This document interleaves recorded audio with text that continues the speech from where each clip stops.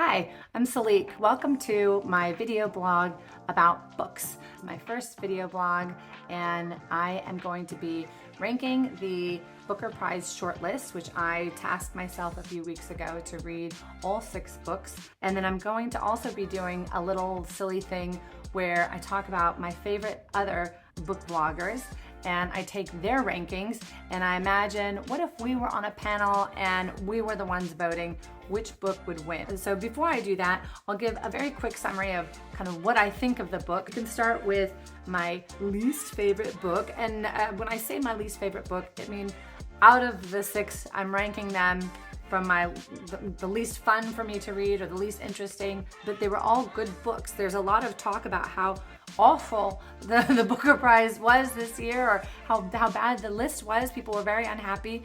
I will say they were a little bit dark, they were a little bit sad. I felt like there was a redeeming quality in each of them, so I don't think it was a bad selection of books. I'm not sorry I read them. The one I would put probably at the bottom as far as like a prize-winning book, Western Lane by Chetna Maru. It was a little teeny tiny book, but I didn't get through it nearly as quickly as some of the larger, bigger books that kind of captured me.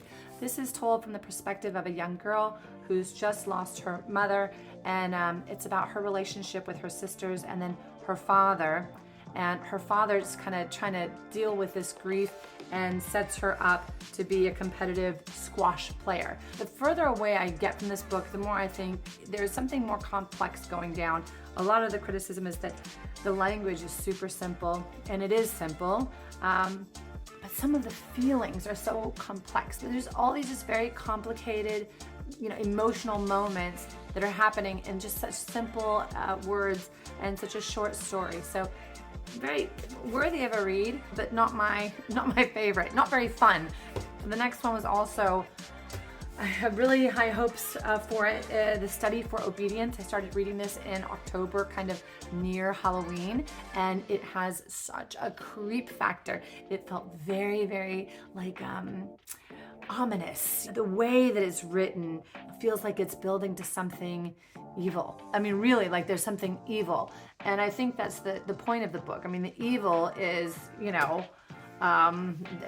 genocide. Genocide is the evil, I think, at the end of the day. But I think because the main character, it's being written from the, I think, first person, main character is so disconnected from herself, and she admits that. She talks about how she really tries to disconnect herself from her desires and her wants, and then she goes to this town where obviously they had been generations ago, and she's there to take care of her brother who moved back there, and the town people are really skeptical of foreigners, and then weird things start happening to animals, and it just feels like there's going to be this buildup, but it's like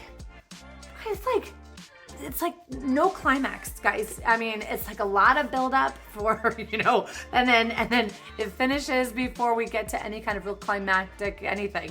So a bit of a letdown. I read a bunch of it. I read most of it in one sitting, and then I just didn't feel like picking it back up. So Study for Obedience, great, interesting tone, interesting style, but the lack of connection to the character made it lower on the list for me. Let's see, what's my next one?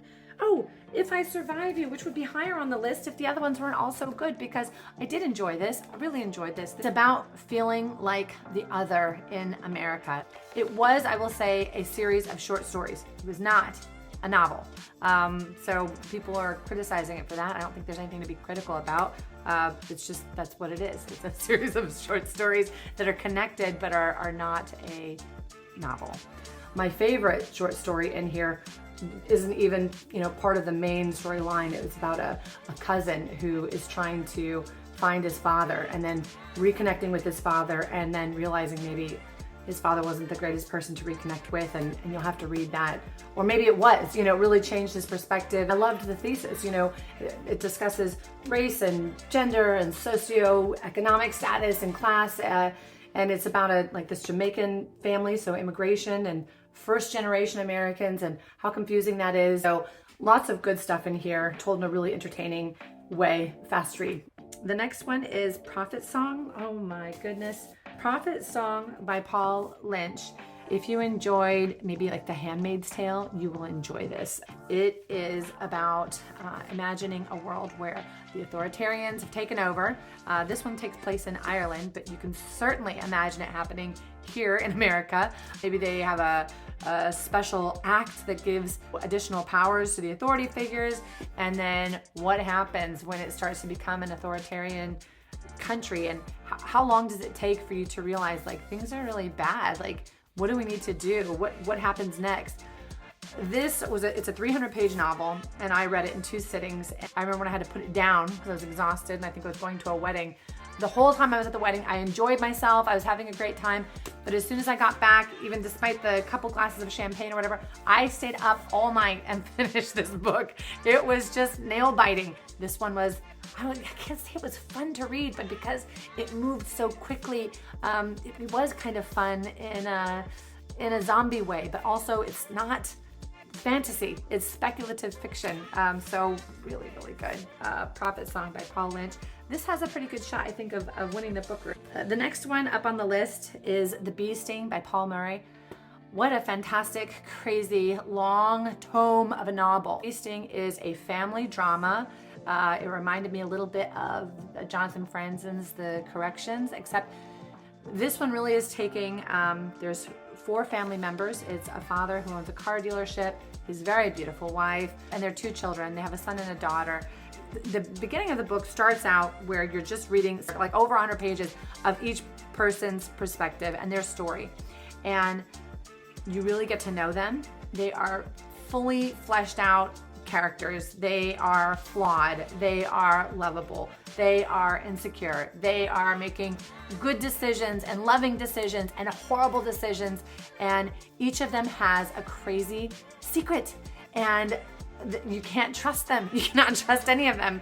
And you can't trust their perspective of the other people. So you see, the father from Cass's eyes, and then you see Cass's father trying to protect his daughter from certain truths, or trying to protect his whole family from certain truths. And then Cass and her awful, even all the side characters are fantastic. Her awful best friend, Elaine, who I just loved to hate. Even her, she was just terrible.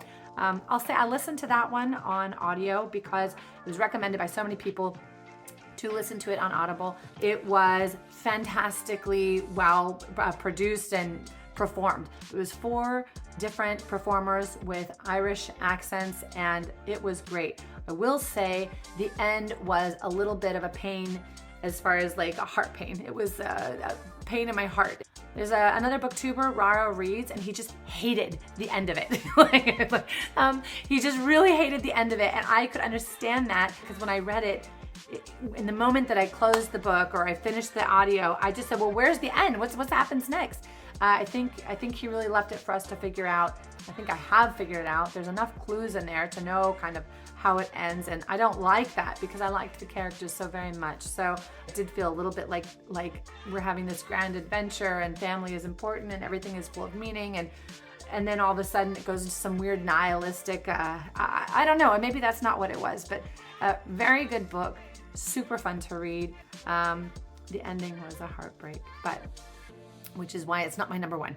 My number one pick, which also had a heartbreaking ending, but was This Other Eden.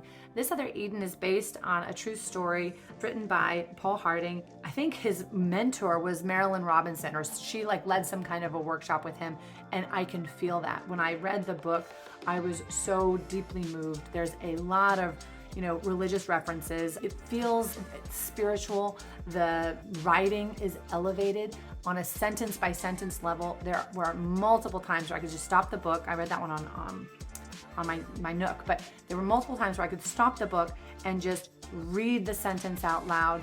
There are images that are just in my brain because he wrote from the perspective, one of the perspectives he wrote from was a young man who was an artist. And I just still have some of those images of this artist looking at a piece of art and then trying to produce it and noticing the way the light formed, the way the light was natural or unnatural, and all the beauty and grandeur of it. And of course, there's a bit of a romance in there. It was just tragic. It was a tragic book. So the story is about a mixed race community living on an island, and they're kind of untouched by the regular world. And this is outside of Maine. This is based on a true story. This is during the time when eugenics became very popular, a popular, pseudoscience. And you have a teacher who starts coming back and forth and builds a schoolhouse and is starting to, teach the children. It's what happens when a town gets involved in this very beautiful island. And, again, it's not written in a way that, it's not idyllic. The island isn't. There's a lot of problems. There's a lot of struggles there. But it's beautiful in the relationships that they have with one another and the respect that they have with the natural world. On a language level, I'd say This Other Eden is my favorite, and on a story level, it's a very beautiful story. I do think it's funny that all three of the other booktubers that I'm going to mention here, all three of the other ones did not put it as their top. I don't know that it's even the top 3. Oh, Roro Reads put it as number 3. So number 3. So my number 1 is his number 3, but the other ones didn't even list it. It didn't make it. And many other booktubers, a lot of them are British for the Booker Prize, since that's a British book prize, do not list This Other Eden in their top. What I'm going to do next is I'm going to talk about, and like I said, I'm going to imagine if I was on the Booker Prize panel or on the BookTube Prize channel. 3 other of my favorite booktubers, and I'm going to rank their book favorites, and we'll see which one comes on best. So first up is Ben Reads Goods. Ben Reads Goods listed the following books as his favorite. His least favorite, which I gave a number 1, was Western Lane, and this is just of the top 6. Western Lane. If I Survive You was his third favorite, so I give it. The Bee Sting was his second favorite, and Prophet Song was his number 1 pick. He just loved Prophet Song above all the other ones. Roro Reads listed Prophet Song as his number 1 also. Study for Obedience as his second favorite book. This Other Eden as his third favorite. The Bee Sting, and then If I Survive You. What I'm doing, I'm ranking them just the ones that they listed as their long list. Jen Campbell, who's an author and a reviewer and a video blogger, she ranked Prophet Song as her number 1 favorite out of the long list. And then she listed Western Lane. Those were the only 2 books she listed in the whole of her top 6 from the long list. Here are the totals. If Ben, Roro Reads, and Jen Campbell and I were on a panel, the winning book would be Prophet Song. And then, second would be The Bee Sting. This Other Eden was heavily skewed by me. And that would be the third pick. If I Survive You would be the 4th. Study for Obedience, and then Western Lane. Anyway, thanks for tuning in, and I'll post maybe some more book stuff in the future. Like and subscribe.